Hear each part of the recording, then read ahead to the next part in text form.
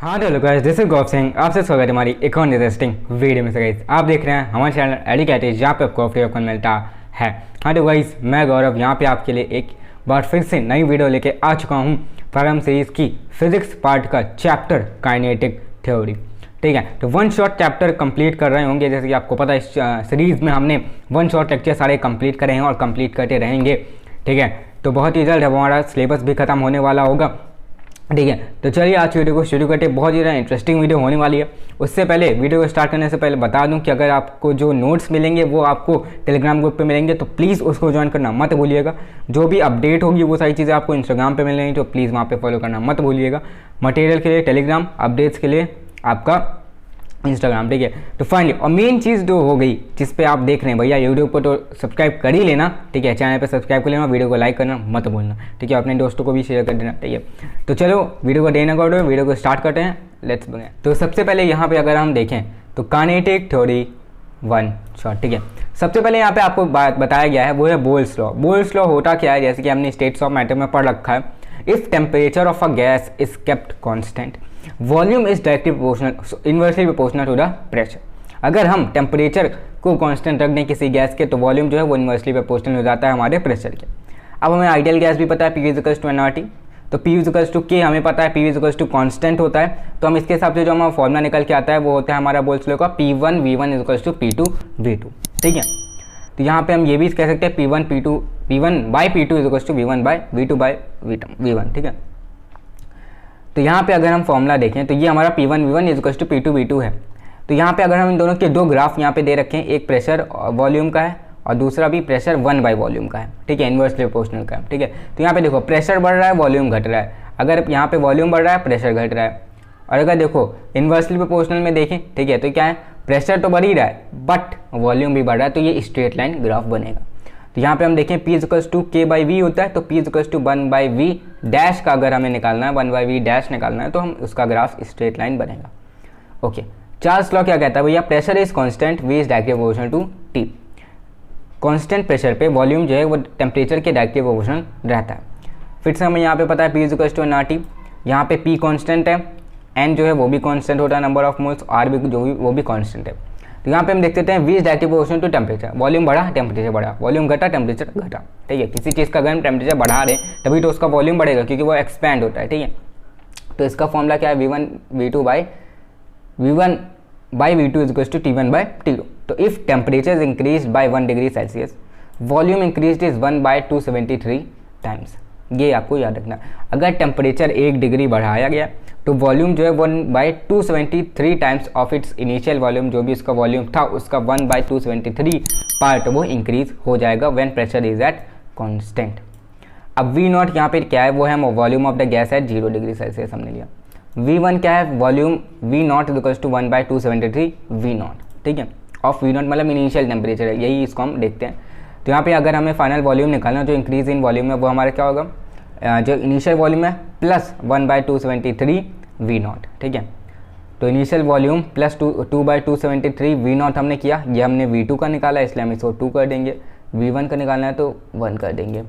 यहाँ पे अगर हमें VT का निकालना है तो हम वो क्या करेंगे, वॉल्यूम एट T टेम्परेचर अगर हमें निकालना है तो हम क्या करेंगे, इनिशियल वॉल्यूम को किससे मल्टीप्लाई कर देंगे, 1 प्लस T, ठीक है, अपॉन 273 से मल्टीप्लाई कर देंगे। हमें इनिशियल वॉल्यूम जो वॉल्यूम है वो एट T टेम्परेचर मिल जाएगा। ग्राफिकल वेरिएशन देखते हैं। यहाँ पे देखो ये तुम्हारा वॉल्यूम है, ये तुम्हारा T है, तो यहाँ पे टेम्परेचर क्या है तुम्हारा 0 डिग्री है। ये तुम्हारा V नॉट था, इनिशियल वॉल्यूम है। ठीक है, अब टेम्परेचर तुमने बढ़ाया, वॉल्यूम भी बढ़ा, बट ऐसे यहाँ पे जो तुम्हारा वॉल्यूम जो है वो कहाँ पे 0 होता है, वो होता है इधर। If temperature is minus 273, volume at the T temperature is 0। ठीक है, अगर हमें VT 0 निकालना है तो वो कहाँ पे होगा, माइनस 273 डिग्री पे। कि कोई भी सब्सटेंस का जब वो 0 वॉल्यूम ऑक्यूपाई करती है उसे हम एब्सोल्यूट 0 भी कहते हैं। ठीक है, तो when a substance is occupying 0 volume at a temperature minus 273, it is called absolute 0 of the temperature. अब हम आते हैं गे-लुसाक्स लॉ में। If volume is constant, pressure is directly proportional to temperature. Volume जो है वो तुम्हारा कांस्टेंट है तो टेम्परेचर जो है वो डायरेक्टली प्रोपोर्शनल रहेगा प्रेशर के। यहाँ पे हमें फॉर्मूला मिलता है P1 by P2 is equals to T1 by T2। तो at temperature -273 the pressure will be 0। हमें एक और चीज़ पता चली, -273 केल्विन टेम्परेचर पे वॉल्यूम और हमारा जो होता है प्रेशर दोनों ही 0 रहेंगे।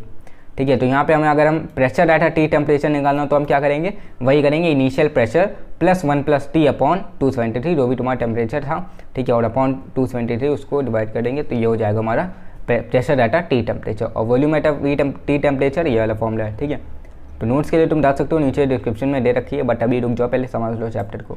फिर आता ideal gas equation, pressure is inversely proportional to volume, ये बोयल्स लॉ है। Pressure is directly proportional to temperature, ये ल्यूसाक्स लॉ। अब यहाँ पे देखो प्रेशर जो है वो तुम्हारा किसके डायरेक्टली प्रोपोर्शनल हो गया, इसके हिसाब से देखें तो हो जाएगा टेम्परेचर बाय वॉल्यूम के। ठीक, तो देखो P is directly proportional to temperature. ठीक है, अगर इधर हम वी ले जाएंगे तो पी जो है वो directly proportional to temperature, temperature बढ़ा तो प्रेशर वॉल्यूम भी बढ़ेगा। तो यहाँ पे अगर हम देखें तो P V is equals to R T, R हमारा क्या है, ये हमारा कांस्टेंट है, यूनिवर्सल गैस कांस्टेंट, अभी हम पढ़ते हैं। तो अगर हमें एन नंबर ऑफ मोल्स के लिए ऑफ आइडियल गैस के लिए निकालना हो, ठीक है, तो क्या निकालेंगे इक्वेशन, देखो हमें पता है आइडियल गैस इक्वेशन होती है P V is equals to N R T. N होता है weight of the substance upon the molar mass. ठीक है, नंबर ऑफ मोल्स हमें निकालने होते हैं तो वो क्या होता है, weight of the substance upon the molar मास। तो यहाँ पे हम ये भी कर सकते हैं m/m0 हमने लिख दिया यहाँ पे, या W/m लिख दो, तुम कुछ भी लिख सकते हो। तो PV जो हो जाएगा वो तुम्हारा किसके इक्वल हो जाएगा, m/m0 is equals to RT। ठीक है, इसको हमने रिप्लेस कर दिया PV से। ठीक है, अब n क्या है, numbers of molecules into Avogadro number है। ठीक है, तो number of molecules into Avogadro number, Avogadro number क्या होता है भैया, ये हो गया 6.023 × 10⁻23। तो अगर तुम number of molecules number of moles को तुम एवोगैड्रो नंबर से मल्टीप्लाई करोगे तो तुम्हें क्या मिल जाएगा, नंबर ऑफ मॉलिक्यूल्स। तो यहाँ पे R क्या है, हमारा यूनिवर्सल गैस कांस्टेंट है, और R की वैल्यू क्या होती है 8.314 at standard temperature and pressure. और हमें पता है स्टैंडर्ड टेम्परेचर क्या होता है 273.15 केल्विन और प्रेशर होता है 1 बार। ठीक है, उसके बाद हम देखते हैं बोल्ट्जमैन कांस्टेंट, जिसको हम केबी से भी रिप्रेजेंट करते हैं। क्या होता है भैया, ये ratio of the gas constant per unit Avogadro number. ठीक है, केबी हम निकालेंगे गैस कांस्टेंट को पर यूनिट एवोगैड्रो नंबर को, अब जब हम रेशियो निकालते हैं इन दोनों बीच का तो हमें बोल्ट्जमैन कांस्टेंट मिलता है, जो की वैल्यू होती है 8.314 को अगर तुम आर क्या है यूनिवर्सल गैस कांस्टेंट, आर की वैल्यू क्या है 8.314, एवोगैड्रो नंबर की वैल्यू क्या है 6.023 × 10⁻23, इसको डिवाइड करोगे तो तुम्हारा बोल्ट्जमैन कांस्टेंट क्या आ जाएगा 1.38 × 10⁻23। तो बोल्ट्जमैन कांस्टेंट की वैल्यू क्या है 1.38 × 10⁻23। ओके, फिर देखो यहाँ पे P V is equals to N R T, हमें पता आइडियल गैस होती है, तो के B is equals to R/N हमने कर दिया इसको। ठीक है, तो R अगर हमें निकालना हो, यूनिवर्सल गैस कांस्टेंट अगर हमें निकालना हो तो कैसे निकालेंगे, के बी इंटू एन ए करेंगे। बोल्ट्जमैन कांस्टेंट को जब हम एवोगैड्रो नंबर से मल्टीप्लाई करेंगे तो हमें मिल जाएगा R, जो कि यूनिवर्सल गैस कांस्टेंट। ठीक है, तो हम अगर हमें पी वी निकालना हो, ठीक है, तो पी वी क्या होगा, number of the moles into N A into K B into T, N R P V is equals to N R T होता है। अब R को हमने क्या किया था, के बी इंटू एन ए हो गया था, तो हम इसको R को यहाँ पे N A into K B भी लिख सकते हैं। ठीक है, तो यहाँ पे हमने इसको ये लिख दिया, तो पी वी की जो वैल्यू हमारी निकल के आएगी वो हमारी क्या हो जाएगी, P V is equals to capital N तुम्हारा के बी टी। अब देखो नंबर ऑफ मोल्स को अगर हम एवोगैड्रो नंबर से मल्टीप्लाई करेंगे तो हमें नंबर ऑफ मॉलिक्यूल्स मिलेंगे, तो इसको हमने कैपिटल N से कर दिया। ठीक है, small n into N A, अभी तुमने देखा small n into N A. ठीक है, अगर इसको मल्टीप्लाई करोगे तो नंबर ऑफ मॉलिक्यूल्स मिल जाएंगे, तो जिसको हमने n से रिप्रेजेंट कर दिया। तो यहाँ पे क्या हो जाएगा, ये देखो ये लिखा हुआ है। ठीक है, तो P V is equals to N K B T हो जाएगा, प्रेशर इंटू वॉल्यूम का जो फॉर्मूला है। ठीक है, तो अगर हमें प्रेशर निकालना तो हम वो भी निकाल सकते हैं, N K B T upon volume करेंगे तो प्रेशर आ जाएगा, या वॉल्यूम को हम निकालना तो N K B T upon pressure कर देंगे। अब आती है kinetic theory of the gases क्या है, तो all gases consist of a molecule. सबसे पहले हमें पता है जो जितनी भी गैसेज हैं, ऑलमोस्ट सारी गैसेज जो हैं वो हर एक चीज़ मॉलिक्यूल से बनी हुई है। दूसरा, molecule are in a state of random motion, molecule जो रैंडम मोशन की स्टेट में रहते हैं। Shape of the molecules are spherical shape के होते हैं। Size of the molecule is negligible compare to the distance between them, अगर उनके बीच का हम डिस्टेंस कंपेयर करें तो साइज जो है मॉलिक्यूल्स का बहुत ही नेग्लिजिबल, बहुत ही छोटा, उसको हम नेग्लेक्ट भी कर सकते हैं। During random motion molecules collide with the wall of the container and other molecules. ठीक है, विद द अदर मॉलिक्यूल्स, देखो जब भी रैंडम मोशन होता है तो मॉलिक्यूल्स जो है वो वॉल्स ऑफ द कंटेनर के साथ प्लस जो अदर मॉलिक्यूल्स हैं उन दोनों के साथ कोइंसाइड करते हैं, उन दोनों के साथ कोलाइड करते हैं। तो देखो collision between molecules is instantaneous, मतलब एकदम से बहुत जल्दी होता है, ठीक है। और between two collision molecule are in a straight line with a uniform velocity, ठीक है। अब कोलिजन भी देखो रैंडम मोशन में है, बट वो एक स्ट्रेट लाइन में जाते हैं, अगर सीधे जाए तो सीधे, इधर जा रहे इधर, ऐसे नहीं जाते हैं, ठीक है। रैंडम मोशन में कहीं भी जा रहे हैं, बट जाएंगे वो अपने एक स्ट्रेट पाथ पे ही, ठीक है। कोलिजन इज इलास्टिक, मतलब वहाँ पे कोई लॉस ऑफ एनर्जी नहीं होती है, ठीक है, कोई भी लॉस ऑफ एनर्जी वहाँ पे नहीं होती। अब हम देखते हैं pressure exerted by the gas on the container क्या है। ये हमने कंटेनर लिया, ये तुम्हारा m मास का मॉलिक्यूल है जो कि ये कोलाइड किया vx वेलोसिटी से, वापस आया तो फिर से उसका यही m मास था, ठीक है। ये तुम्हारा एरिया हो गया जिस पे वो कोलाइड किया, और टाइम उसका t था। यहाँ पे m क्या है, मास ऑफ द मॉलिक्यूल है, स्मॉल n क्या है तुम्हारा, number of the density of molecules है। तो स्मॉल n को हम निकालते कैसे, number of the molecules upon volume कर देंगे, ठीक है। Number of the molecules upon volume करेंगे तो हमें n मिल जाएगा, जो कि है number density of the molecule, ठीक है। तो इनिशियल वेलोसिटी हम यहाँ पे लिख सकते हैं Vx Vy Vz है, फाइनल वेलोसिटी इसकी हो जाएगी, वापस आएगा तो माइनस Vx Vy Vz हो जाएगा। तो चेंज इन मोमेंटम जब हम निकालेंगे इसका तो वो हो जाएगा माइनस Vx, तो इसका हम स्क्वायर करेंगे तो हम ये भी कर सकते हैं change in momentum will be -2mvx, ये हमारा फॉर्मूला आया। अब हम अगर न्यूटन के थर्ड लॉ के हिसाब से देखें, ठीक है, तो every reaction there is an equal and opposite reaction, delta P will be equals to 2mvx, change in momentum of a one molecule है ये डेल्टा पी, ठीक है। तुम्हें पता है ये क्या है, change in momentum of a one molecule है, एक मॉलिक्यूल का चेंज इन मोमेंटम। तो स्मॉल n हमारा क्या है, वो कैसे निकलेगा, number of the molecules upon volume करेंगे तुम्हारा स्मॉल n निकलेगा। अब n क्या है, 1/2 n वॉल्यूम है, half moving towards wall and half are coming back, ठीक है। देखो मॉलिक्यूल्स जो हैं वो सारे जा तो रहे हैं, बट कुछ कोलाइड करके वापस भी तो ऐसा नहीं सब सिर्फ जा ही रहे हैं, वो रैंडम मोशन, तो कुछ जा रहे हैं और कुछ आ रहे हैं, तो हम ये हाफ जा रहे हैं और हाफ आ रहे हैं, ठीक है। तो number of the molecules which will strike, अब हमें निकालना अगर कितने मॉलिक्यूल स्ट्राइक करे तो वो हम कैसे निकालेंगे, half into n into A, number of the moles into A, ठीक है, एरिया हो गया, और Vx जो कि तुम्हारी वेलोसिटी है, और T क्या है तुम्हारा टाइम है।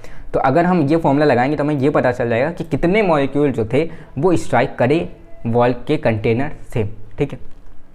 अब देखो टोटल चेंज इन मोमेंटम जो तुम्हारा निकल के आएगा वो जाएगा n इंटू P1, ठीक है। टोटल चेंज इन मोमेंटम क्या होगा, नंबर ऑफ द मॉलिक्यूल्स और change in momentum of one molecule, ठीक है। नंबर ऑफ द मॉलिक्यूल्स कितने थे, उनको हम अगर एक मॉलिक्यूल की चेंज इन मोमेंटम से मल्टीप्लाई करेंगे तो हमें टोटल चेंज इन मोमेंटम मिल जाएगा, ठीक है। तो टोटल चेंज इन मोमेंटम क्या है, n का फॉर्मूला हमारा क्या है, half na into Vx into T और 2mvx, तो 2 तो कैंसिल हो गया भैया। तो चेंज इन मोमेंटम हमारा यहाँ पे क्या आया, टोटल चेंज इन मोमेंटम जो आएगा वो हो जाएगा n number of the moles into mass into area, velocity का square Vx square into T, जो कि हो गया तुम्हारा टाइम, ठीक है। तो according to Newton second law जब हम देखें तो यहाँ पे क्या है, देखो ये बहुत मोस्ट इंपॉर्टेंट क्वेश्चन कि काइनेटिक थ्योरी गैस होती क्या है, ठीक है। और दूसरा ये पूछा जाएगा तुमसे कि भैया प्रेशर का फॉर्मूला डिराइव करो, pressure exerted by the gas होना कंटेनर, ठीक है। तो ये दोनों चीज़ें बहुत इंपॉर्टेंट है, इसीलिए इसका डेरिवेशन के साथ हर एक चीज़ समझाया जा रहा है, ठीक है। तो यहाँ पे हमें पता है फोर्स क्या होती है, change in momentum upon change in time, ठीक है। तो फोर्स का फॉर्मूला हो जाएगा NMA Vx square T/T, time cancer. तो फोर्स का फॉर्मूला हमें यहाँ से निकल के आ गया NMA Vx का square, number of the moles into mass into area into Vx का स्क्वायर, ठीक है। फिर आता है प्रेशर, फोर्स अपॉन एरिया हमें पता है, ठीक है। या तो हम प्रेशर इंटू एरिया करेंगे तो फोर्स मिल जाएगा, और प्रेशर का फॉर्मूला होता है फोर्स बाय एरिया। अब हम प्रेशर फोर्स का फॉर्मूला हमें पता चल गया यहाँ से NMA Vx का स्क्वायर, एरिया ए कैंसिल। तो प्रेशर का मेन जो फॉर्मूला हमने डिराइव किया वो क्या आ जाएगा, NM Vx का square, number of the moles into the mass into the velocity x का स्क्वायर। तो ये हमारा प्रेशर का जो फॉर्मूला है वो डेरिवेशन पूरा हमने कर लिया है, ठीक है। क्या क्या चीज़ें की भैया, इनिशियल वेलोसिटी, फाइनल वेलोसिटी थी, पहले तो change in momentum of one molecule निकाला, फिर उसको क्या किया हमने, ये पता लगाया कि कितने मॉलिक्यूल स्ट्राइक करेंगे, ठीक है। हमें ये भी पता चल गया कितने मॉलिक्यूल स्ट्राइक कर रहे हैं, एक मॉलिक्यूल का मोमेंटम भी निकालिए तो हमें ये भी पता चल गया टोटल चेंज इन मोमेंटम कितना होगा, जितने मॉलिक्यूल्स होंगे एक मोमेंटम के चेंज इन मोमेंटम से मल्टीप्लाई करेंगे तो हमें टोटल चेंज इन मोमेंटम मिल जाएगा। फिर हम न्यूटन सेकेंड लॉ के हिसाब से देखेंगे, फोर्स का जो फॉर्मूला होता है डेल्टा P/Δt होता है, ठीक है। तो यहाँ पे फोर्स का फॉर्मूला हमारा निकल के आ जाएगा। फिर प्रेशर का फॉर्मूला क्या होता है, फोर्स बाय एरिया होता है, तो उसको हम डिवाइड करके प्रेशर का फॉर्मूला डिराइव कर लेंगे। तो pressure exerted by the gas on a container is NM Vx का स्क्वायर। अब देखो एज गैस इज आइसोट्रोपिक, अगर गैस आइसोट्रोपिक है तो मतलब velocity same in all direction, ठीक है। आइसोट्रोपिक का मतलब है जो भी वेलोसिटी होगी वो हर डायरेक्शन में सेम स्पीड से हर एक मॉलिक्यूल जा रहा होगा, ठीक है, स्ट्राइक करेगा। तो यहाँ पे हम देख सकते हैं ये 3 साइड हैं, ठीक है। तो अगर हम इसको डिवाइड करेंगे, सब में सेम वेलोसिटी है, तो मतलब ये क्या हो जाएगा 1/3 v², ठीक है। अगर हमें vx² निकालो, ये v² क्या है, ये मीन स्क्वायर वेलोसिटी है, ये तुम्हारा vy है, ये तुम्हारा vx और ये vz है। तो ये 3 मॉलिक्यूल हैं, तो मतलब इक्वल डायरेक्शन में करेंगे तो 3 को अगर डिवाइड करोगे तो ये जाएगा 1/3 vx², ठीक है, क्योंकि 3 मॉलिक्यूल्स थे, ठीक है। और अगर एक ही मॉलिक्यूल होता तो वो 3v², तो 3v² नहीं तो वो v² ही होता, ठीक है। तो p हो गया तुम्हारा 1/3 nmv², ठीक है। फिर देखो हमें पता है डेंसिटी का फॉर्मूला होता है मास बाय वॉल्यूम। तो डेंसिटी को हम n into small m number of the molecules into mass into the mass upon volume कर देंगे। तो जो हमारा फॉर्मूला निकल के आएगा डेंसिटी का, वो हो जाएगा स्मॉल n इंटू m हो जाएगा, ठीक है, number of the moles into मास। अब n का जो फॉर्मूला होगा वो हो जाएगा number of the molecules upon the volume, ठीक है। तो यहाँ पे प्रेशर का जो फॉर्मूला निकल के आएगा वो हो जाएगा P 1/3 ρv², ये हमें पता है, ठीक है, ये हमारा निकल के आया फॉर्मूला, ठीक है। तो P 1/3 ρv² है। अब P को हम 1/3 m/v ρv² कर सकते हैं, क्योंकि डेंसिटी क्या है, मास बाय वॉल्यूम है, तो इसको हम m/v भी लिख सकते हैं, ठीक है। तो ये हो जाएगा, अगर हम इसको मल्टीप्लाई करेंगे तो हो जाएगा 1/3 और ये हो जाएगा तुम्हारा अलग लिखेंगे इसे mv²। अब P इक्वल्स टू, अब हम यहाँ पे क्या कर रहे हैं, on dividing and multiplying with 2, ठीक है, डिवाइड भी 2 से करेंगे, मल्टीप्लाई भी करेंगे, तो ऊपर 2/3 भी हो जाएगा और ये 1/2 mv², ठीक है। इसको हमने 2 से डिवाइड भी किया और मल्टीप्लाई भी कर दिया, तो इससे हमें क्या मिल जाएगा, P equals to 2/3 ke into v मिल जाएगा, ठीक है। काइनेटिक एनर्जी हाफ mv², ये तुम्हें पता है ये किसका फॉर्मूला है, काइनेटिक एनर्जी का है, हाफ mv², ठीक है। तो ke अपॉन v करी हमने 2/3, ठीक है, as half mv² equals to kinetic energy. तो प्रेशर इंटू वॉल्यूम का फॉर्मूला क्या आएगा, 2/3 इंटू काइनेटिक एनर्जी, ठीक है। तो for ideal gas equation, from ideal gas equation P equals to RT, जो कि 1 मोल के लिए, तो RT की वैल्यू क्या हो जाएगी तुम्हारी 2/3 काइनेटिक एनर्जी हो जाएगी, ठीक है। RT की वैल्यू क्या हो जाएगी, क्योंकि PV इक्वल्स टू RT है, ठीक है। तो अगर जो PV की वैल्यू वही तुम्हारी RT की वैल्यू होगी तो वो हो जाएगी 2/3 काइनेटिक एनर्जी, ठीक है, ये हमें पता चल गया था ऊपर। फिर काइनेटिक एनर्जी अगर हमें निकालनी तो काइनेटिक एनर्जी का क्या होगा 3/2 RT, ठीक है। अगर हमें किसी 1 मोल गैस के लिए काइनेटिक एनर्जी निकालनी है तो हम कैसे निकालेंगे, 3/2 into universal gas constant into temperature कर देंगे, तो हमारी kinetic energy for 1 mole of gas मिल जाएगी। अब for 1 molecule of the gas अगर हमें निकालना है तो काइनेटिक एनर्जी ऑफ 1 मोल को हम एवोगाड्रो नंबर से डिवाइड करेंगे, सिंपल हमें मॉलिक्यूल का मिल जाएगा काइनेटिक एनर्जी 1 मॉलिक्यूल का, वो क्या होगा ke डैश अगर निकालेंगे तो 3/2 into RT, kinetic energy of 1 मोल कितनी है भैया 3/2 RT है, और उसको हम एवोगाड्रो नंबर से डिवाइड करेंगे तो हो जाएगा Na, ठीक है। तो उसका फॉर्मूला जो आएगा वो जाएगा तुम्हारा kBT हो जाएगा, ठीक है। अब R/Na हमें पता है बोल्ट्जमैन कांस्टेंट है, ठीक है, कि ratio of the universal gas constant upon the Avogadro number होता है kB, जो कि होता है बोल्ट्जमैन कांस्टेंट। अभी हमने ऊपर देखा तो इसको हमने kB से रिप्लेस करिए, तो काइनेटिक एनर्जी ऑफ 1 मॉलिक्यूल जो है वो तुम्हारी 3/2 kBT है। अगर हमें 1 मोल निकालना है तो वो हो जाएगा 3/2 RT हो जाएगा, ठीक है। बाकी ये सब ध्यान में देना, ये थोड़ा कैलकुलेशन कर रहा था, ठीक है, मेन इधर ध्यान दो, ठीक है। ये है तुम्हारा, तो काइनेटिक एनर्जी तो तुम्हारी होगी वो हो जाएगा 3/2 RT हो गई 1 मोल के लिए। तो half mv² equals to 3/2 RT, ठीक है। तो हो जाएगा, क्योंकि हाफ काइनेटिक एनर्जी का फॉर्मूला हमने रखा है हाफ mv², ठीक है, 2 कैंसिल, तो mv² हो जाएगा 3 RT, तो हमें जो v² है वो हो जाएगा 3 RT/m, ये हो गई तुम्हारी मीन स्क्वायर वेलोसिटी, ठीक है। मेन ये पूछा जाता है, ठीक है, इसमें से जो मेन है ये तुम्हारा v² क्या था, ये मीन स्क्वायर वेलोसिटी थी। अब भैया निकलेगी कैसे, तो मैंने तुमको बता दिया, ठीक है। ये हो जाएगी तुम्हारी 3 RT/m। कैसे निकाला, kinetic energy equals to 3/2 RT होता है। काइनेटिक एनर्जी का फॉर्मूला होता है हाफ mv², 2 कैंसिल, mv² इधर किया, अब हमें m नीचे चला जाएगा, ठीक है, तो ये हो जाएगा 3 RT/m। और हमें वेलोसिटी निकालनी है, ठीक है, ये तो मीन स्क्वायर वेलोसिटी थी, वेलोसिटी निकालनी है तो स्क्वायर जब हटता है तो अंडर रूट लगता है, तो वेलोसिटी का फॉर्मूला क्या हो जाएगा √3 RT/m, सिंपल है, ठीक है। तो ये तुम्हें पता चल गया। अब आता है तुम्हारा मीन स्क्वायर वेलोसिटी के बाद आता है इसमें root mean square velocity. Root mean से मतलब इसमें रूट लगेगा, v² का रूट लगाओ और ये हो जाएगा तुम्हारा v² का क्या फॉर्मूला था 3 RT/m, रूट लगाओगे तो हो जाएगा √3 RT/m हो जाएगा। तो रूट मीन स्क्वायर वेलोसिटी जो हो जाएगी वो तुम्हारी √3 RT/m हो जाएगी, ठीक है। तो √3 RT/m तुम्हारी रूट मीन स्क्वायर वेलोसिटी है, और 3 RT/m क्या है तुम्हारी v² है, जो कि मीन स्क्वायर वेलोसिटी है, ठीक है। तो इन दोनों में कंफ्यूज मत होना, रूट इसमें लगा है तो उसमें रूट लगेगा 3 RT/m में, और अगर जिसमें रूट नहीं लिखा है तो मतलब उसमें रूट नहीं लगेगा, सिंपल है, ठीक है। तो देखो यहाँ पे ये भी समझो, अगर टेम्परेचर बढ़ाएंगे तो काइनेटिक एनर्जी बढ़ेगी, और काइनेटिक एनर्जी बढ़ेगी तो तुम्हारा रूट मीन स्क्वायर वेलोसिटी भी बढ़ेगी, जाएगी, ठीक है। फिर देखो if temperature is 0 degree Celsius और 0 केल्विन तो तुम्हारी रूट मीन स्क्वायर वेलोसिटी जो है वो 0 होगी। ये इंपॉर्टेंट है कि ऐसा कौन सा टेम्परेचर, किस टेम्परेचर पे जो तुम्हारी रूट मीन स्क्वायर वेलोसिटी है वो 0 हो जाती है, तो वो है तुम्हारा टेम्परेचर 0 डिग्री, ठीक है। अब देखो यहाँ पे क्वेश्चन है जैसे कि 3 मॉलिक्यूल ना 2 3 4, ठीक है, इतनी वेलोसिटी से वो जा रहे हैं। अब इनकी एवरेज वेलोसिटी निकालनी है तो कैसे निकालेंगे, या मीन वेलोसिटी कैसे निकालेंगे, और इनकी रूट मीन स्क्वायर वेलोसिटी। तो एवरेज वेलोसिटी हमें पता है जो भी है उन सबको ऐड करके जितना है उन जितने नंबर में उसको डिवाइड करेंगे। तो 2 + 3 + 4/3, 2 + 2 ये हो जाएगा तुम्हारा कितना हो जाएगा 7 + 2 ये हो जाएगा 9/3, तो ये 3 मीटर पर सेकेंड हो गया मीन वेलोसिटी। अब रूट मीन स्क्वायर वेलोसिटी निकालनी है तो हम ये कर देंगे v1 का स्क्वायर, v2 का स्क्वायर, v3 का स्क्वायर अपॉन ईटा कर देंगे, ठीक है, अपॉन n कर देंगे, ठीक है। नंबर ऑफ दी मॉलिक्यूल्स के number of the molecules 3 molecule है, ठीक है, उन सब का वेलोसिटी का स्क्वायर करेंगे।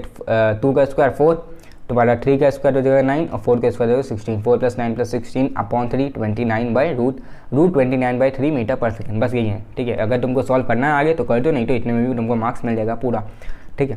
तो यहाँ पे हमें 2 चीज़ और याद रखनी फॉर्मूले की एवरेज वेलोसिटी अगर हमें निकालनी है किसी मॉलिक्यूल की तो वो कैसे निकलेगी, √8RT/πm निकालेंगे। और हमें मोस्ट प्रोबेबल स्पीड निकालनी है, अगर मोस्ट प्रोबेबल वेलोसिटी निकालनी है किसी भी मॉलिक्यूल की तो वो जाएगी √2RT/m।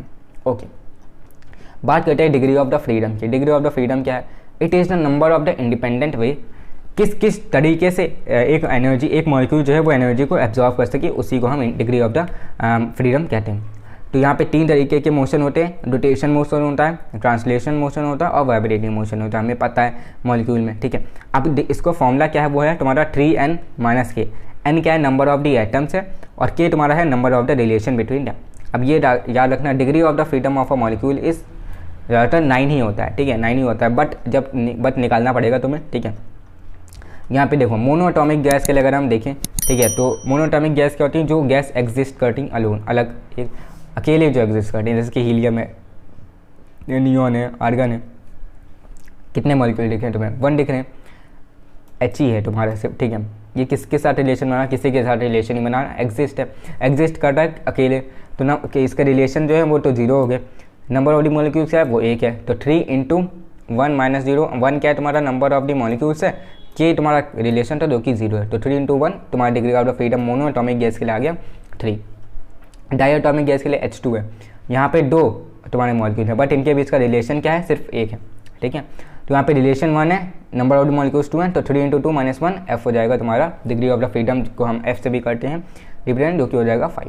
ट्राई एटॉमिक गैस जो है वो क्या हो गया, अब ट्राई एटॉमिक में भी 2 तरीके के होते हैं, अगर लीनियर शेप में है और नॉन लीनियर में। अब देखो वाटर जो है वो हमें पता, हमने केमिस्ट्री में पढ़ रखा है कि वाटर जो है वो बेंट शेप का होता है, ठीक है, तो मतलब ये लीनियर शेप में नहीं है।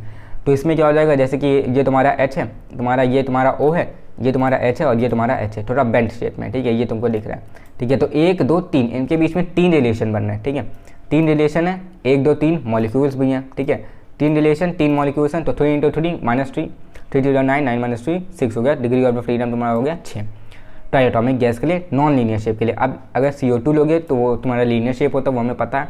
तो ये क्या है, एन यहाँ पे नंबर ऑफ द मॉलिक्यूल्स क्या है, O2 है, 1 C है, 3 मॉलिक्यूल हो गए।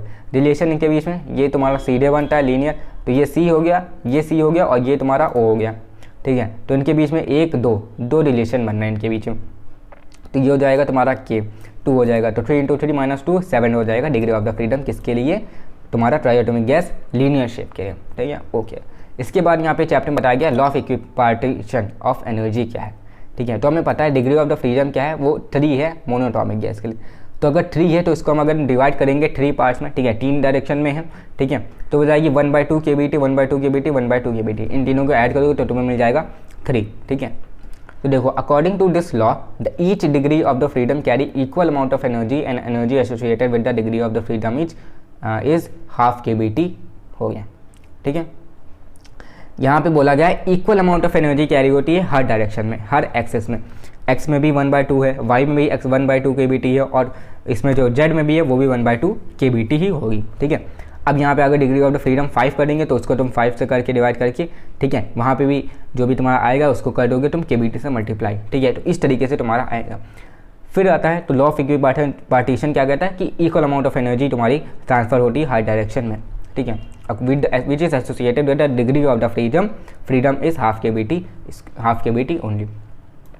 अब हम देखते हैं स्पेसिफिक हीट ऑफ गैस क्या है। तो देखो अगर हम मोनो एटॉमिक के लिए देखें तो डिग्री ऑफ द फ्रीडम होता है 3, energy of each degree of freedom जो हो जाएगी वो तुम्हें पता है 3 डिग्री ऑफ फ्रीडम, तो एक के लिए क्या है तुम्हारी हाफ KBT है, ठीक है, एक के लिए क्या है हाफ KBT है। तो टोटल एनर्जी तुम्हारी क्या हो जाएगी 3/2 KBT हो जाएगी, ठीक है, इन तीनों को जब ऐड करोगे, ठीक है, तो ये हो जाएगी टोटल एनर्जी ऑफ 1 मोल। अगर हम देखें तो उसको हम क्या करेंगे, जितनी भी एनर्जी है उसको हम एवोगाड्रो नंबर इनटू टेम्परेचर से मल्टीप्लाई करेंगे तो हमें मिल जाएगा, ठीक है। अब देखो यहाँ पे ये तुम्हारा क्या आ जाएगा 3/2 RT हो जाएगा, 3/2 RT हो जाएगा। अब तुम्हें पता है KB इंटू NA करेंगे, अगर हम बोल्ट्जमैन कांस्टेंट को एवोगाड्रो नंबर से मल्टीप्लाई करेंगे तो हमें मिल जाएगा R यूनिवर्सल गैस कांस्टेंट, तो हम इसको हमने R से रिप्रेजेंट कर दिया इस चीज़ को, ठीक है, बाकी वो तुम्हारा T था। तो टोटल एनर्जी एक मॉलिक्यूल के लिए, एक मोल के लिए अगर हम निकालेंगे तो हो जाएगी 3/2 RT। अब टोटल एनर्जी ऑफ 1 मोल में पता है 3/2 RT है। यहाँ पे स्पेसिफिक हीट अगर हम देखें एट अ कांस्टेंट वॉल्यूम, ठीक है, कांस्टेंट वॉल्यूम में अगर देखें तो वो होता है तुम्हारा change in internal energy upon change in temperature. तो 3/2 RT by T cancel, CV जो तुम्हारा हो जाएगा जो कांस्टेंट वॉल्यूम पे जो तुम्हारी स्पेसिफिक हीट होगी वो हो जाएगी 3/2 R। अब CP minus CV equals to R, यह इक्वेशन है, ठीक है, ये तुम्हारा फॉर्मूला है। अब इसको तुम्हें डिराइव करना कैसे होगा भैया, ये हमने देखा पहले। तो CP minus CV constant pressure, ठीक है, specific heat at constant pressure minus specific heat at constant volume equals to R universal gas constant. अब कांस्टेंट प्रेशर को अगर तो देखो ये इधर जाएगा प्लस, तो CP equals to CV plus R हो जाएगा। तो CP की वैल्यू हमें पता है 3 + 2 R + R होती है, जो कि हो जाएगी 5/2 R, ठीक है। और हमें पता है गामा क्या होता है एटॉमिसिटी, ठीक है, एटॉमिसिटी को हम कैसे रिप्रेजेंट करते हैं, specific heat at constant pressure को डिवाइड करेंगे specific heat at constant volume से। तो यहाँ पे डिवाइड कर दो इसको, जो तुम्हारा CP क्या है 5/2 R है और तुम्हारा CV क्या है वो है तुम्हारा 3/2 R, 2 कैंसिल, R कैंसिल, तो एटॉमिसिटी क्या हो जाएगी तुम्हारी मोनो एटॉमिक गैस के लिए हो जाएगी 5/3, ठीक है, 5/3 हो जाएगी गामा, ठीक है, एटॉमिसिटी। सेम वही चीज़ है तुम्हारा फॉर डाई एटॉमिक, इसमें भी डिग्री ऑफ द फ्रीडम तुम्हारी 5 है, energy of the degree of freedom हो जाएगी 1/2 KBT, टोटल एनर्जी हो जाएगी 5/2 KBT, ठीक है, क्योंकि इसमें 5 था तो यहाँ पे हम 5 लिख देंगे। फिर तुम्हें वही इसको अप्लाई करना है, ठीक है, KB इंटू NA, R हो गया 5/2 RT हो गया तुम्हारा टोटल एनर्जी एक मॉलिक्यूल के लिए। एनर्जी ऑफ 1 मोल निकालोगे तो 5/2 RT हो गया। फिर यहीं पे फिर से वही डिराइव करना है, बस तुमको यहाँ पे क्या सेम यही चीज़ें हैं, जहाँ पे तुम्हारा 3 है वहाँ पे तुम्हें 5 रख देना है, सिंपल है, ठीक है। तो इसके लिए तुम्हारा क्या आ जाएगा, डायटोमिक गैस के लिए तुम्हारा आ जाएगा तुम्हारा 7/5 हो गया, ठीक है। अब तुम्हें ट्राई एटॉमिक गैस के लिए निकालना है, ये हमने तुमको बता दिया, ये तुम निकाल के बता देना, ठीक है। अगर तुम्हें नहीं आता, अभी भी नहीं आता, ठीक है, तो तुम इंस्टाग्राम पे DM कर देना, तुमको सोल्यूशन भेज दिया जाएगा ट्राई एटॉमिक गैस के लिए, ठीक है, एटॉमिसिटी निकालने के लिए।